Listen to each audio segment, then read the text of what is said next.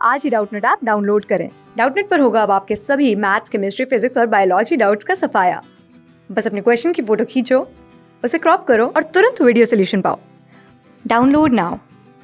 Hello student, the question given below contain two statement number 1 and 2 giving certain data. You have to decide whether the data given in the statements are sufficient to answer the question. Give answer. What is the value of A upon B?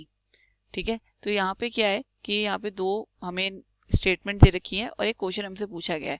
तो हमसे ये दोनों statement में data दे रखा है, तो हमसे जो ये क्वेश्चन पूछा गया है, तो हमसे पूछा गया कि इसका आंसर फाइंड आउट करने के लिए क्या हमने दोनों स्टेटमेंट का यूज किया है, मतलब दोनों स्टेटमेंट का डेटा जो है वो सफिशिएंट है, या फिर किसी एक स्टेटमेंट का जो डेटा है वो सफिशिएंट है, या फिर दूसरे स्टेटमेंट का जो डेटा है वो सफिशिएंट है।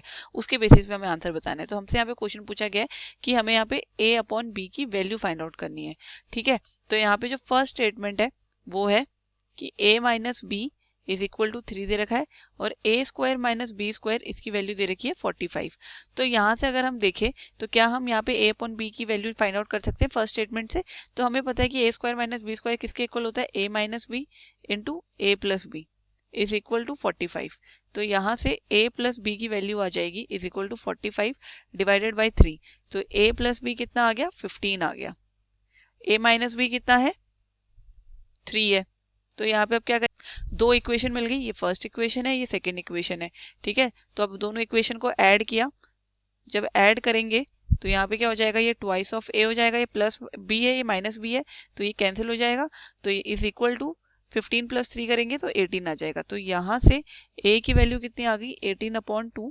यहाँ से इसको सॉल्व किया तो 9 आ रहा है। तो यहाँ से a इज इक्वल टू 9 आ रहा है। उसके बाद यहाँ पे ये जो सेकेंड इक्वेशन है a minus b is equal to 3, इसमें हम a की वैल्यू पुट करके b की वैल्यू फाइंड आउट करेंगे। तो a की जगह पे आ जाएगा 9 minus 3 is equal to b। तो यहाँ से b की वैल्यू आ गई 6। तो a की वैल्यू 9, b की value 6, therefore a upon b हमें फाइंड आउट करना था। तो a की जगह पे 9 आ जाएगा, अपॉन में b की जगह पे 6 आ जाएगा। तो 3 3 जा 9, 3 2 जा 6। तो यहाँ पे इसको सॉल्व किया तो 3/2 आ रहा है। तो बेसिकली हम देखें तो हमें फर्स्ट जो स्टेटमेंट है उससे हमें a अपॉन b की वैल्यू मिल गई। ठीक है, अब देखते हैं सेकेंड स्टेटमेंट में कौन सा डेटा दे रखा है। सेकेंड स्टेटमेंट में दे रखा है a प्लस बी किसके इक्वल दे रखा है, ये a प्लस बी 15 के इक्वल दे रखा है, और कुछ नहीं दे रखा, बस इतना दे रखा है। तो क्या हम सिर्फ a प्लस बी से इज इक्वल टू 15 से क्या हम a upon b find out कर सकते हैं, नहीं कर सकते।